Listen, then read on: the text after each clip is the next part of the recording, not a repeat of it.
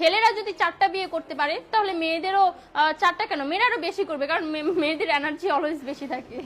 ছেলেরা যদি 4টা বিয়ে করতে পারে তাহলে মেয়েরা পারবে না কেন? অবশ্যই পারবে, কারণ নারী পুরুষ সমান অধিকার।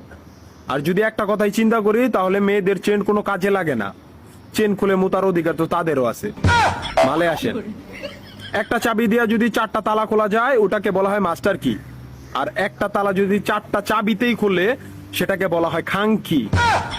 ধরেন আপনি 4টা ইঁদুর পালেন, আপনার কাছে গর্ত আছে একটা, বাহিরে অনেক বৃষ্টি, বুঝেনি তো ওয়েদার ডিমান্ড, এখন 4টা ইঁদুরের একসাথে গর্তে ঢুকতে হবে, তখন আপনি কি করবেন? ধরলাম উপরে নিচে মিলাই আরো 2টা আছে, হ্যাঁ, তাহলে 4 নাম্বার ইঁদুরটা কই যাবো? কানের ফুটা দা না নাকের ফুটা দিয়া? হ্যাঁ, তার মধ্যে মাসের মধ্যে 7 দিন থাকে লকডাউন। আমি মানি, আমি না শুধু সবাই মানে, মেয়েদের অনেক পাওয়ার, মেয়েদের অনেক এনার্জি। তাহলে দেশের মধ্যে ঘন ঘন লোডশেডিং হয় কেন? আমার মাথায় কোনোভাবেই ঢোকে না।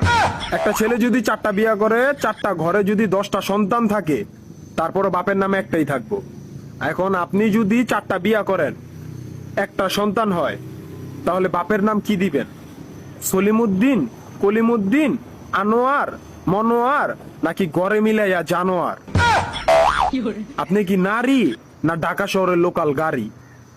30টা সিট ফুল, 20 জন দাঁড়ানো, তারপরও বলে পিছনে সিট খালি, ওঠেন তাড়াতাড়ি, পিছনে সিট খালি, ওঠেন তাড়াতাড়ি।